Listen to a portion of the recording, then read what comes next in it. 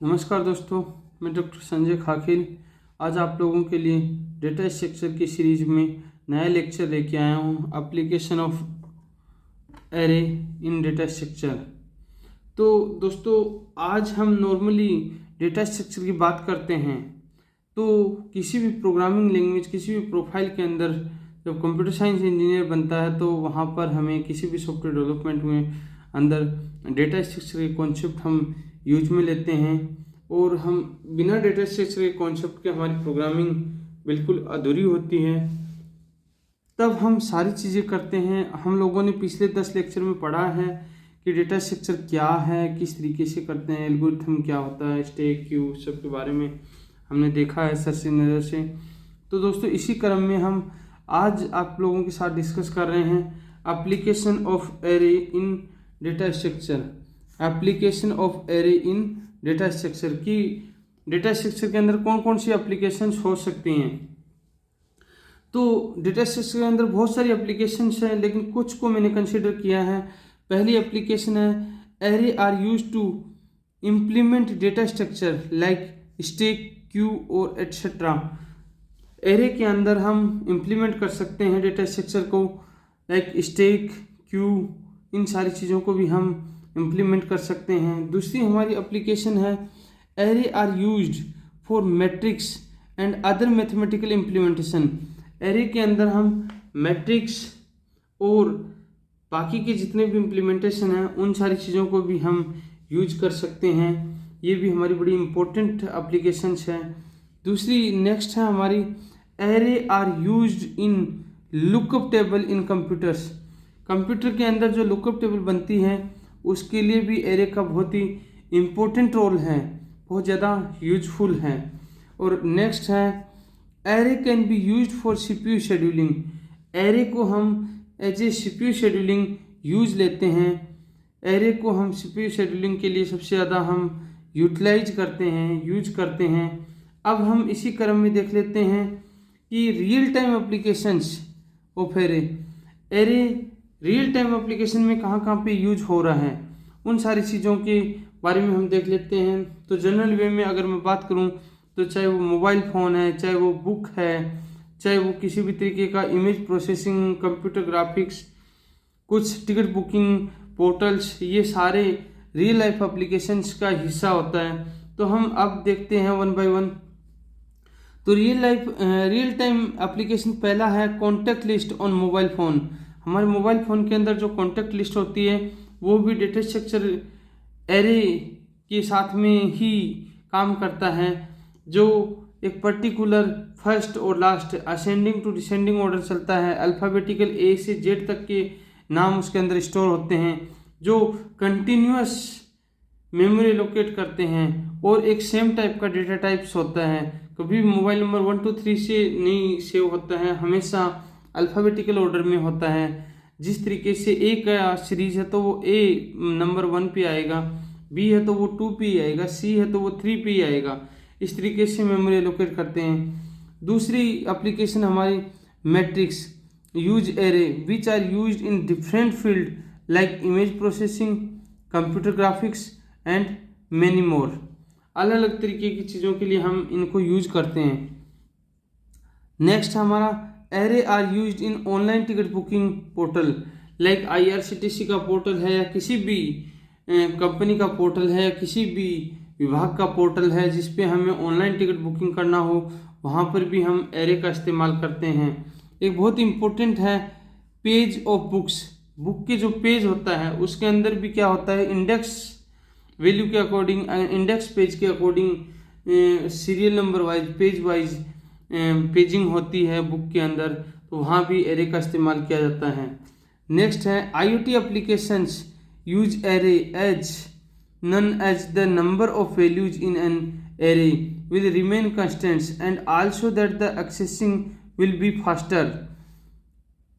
Next application है it is also utilized in speech processing where each speech signal is represented by an array.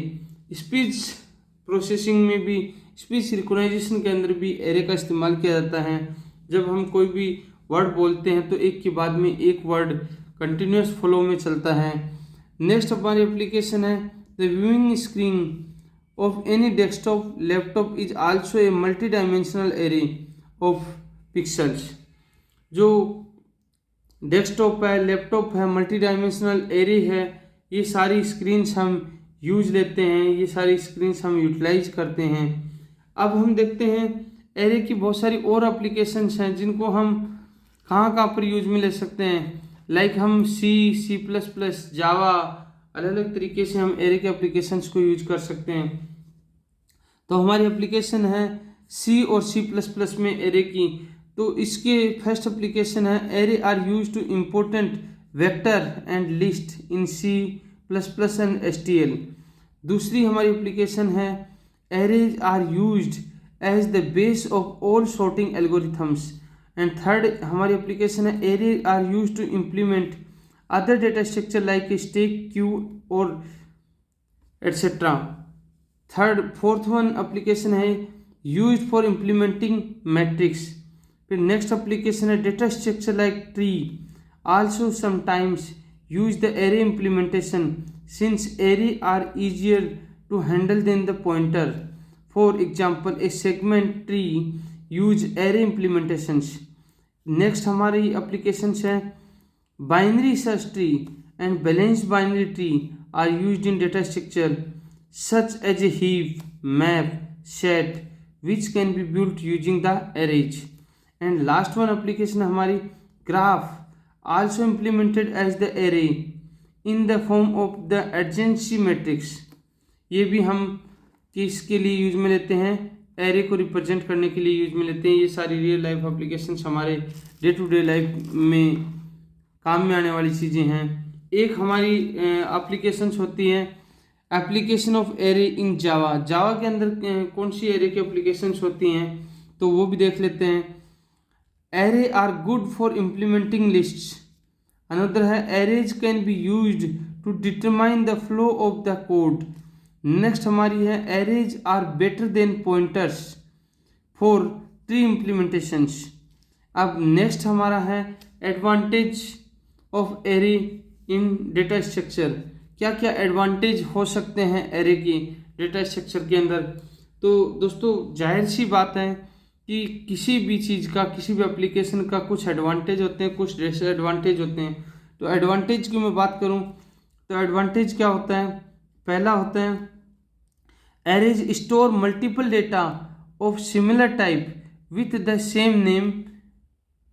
दूसरा होता है it's allow random access to the elements. Array किसी भी value को store करता है similar type की और कंटिन्यूस मेमोरी लोकेशन के रूप में सेम टाइप का डेटा स्टोर करता है। Random access to elements, randomly हम किसी भी एलिमेंट को हम एक्सेस कर सकते हैं। तीसरा इसका बेनिफिट है as the array is of fixed size and stored in continuous memory location there is no memory storage और ओवरफ्लो। इसके अंदर कंटिन्यूस मेमोरी लोकेशन यूज में लेते हैं जिसके अंदर मेमोरी कोई भी ओवरफ्लो वगैरह नहीं होता है। नेक्स्ट वन है it is helpful to store any type of data with a fix size. और इसके अंदर किसी भी चीज़ को स्टोर करने के लिए डेटा की एक फिक्स साइज की हमें रिक्वायरमेंट होती है।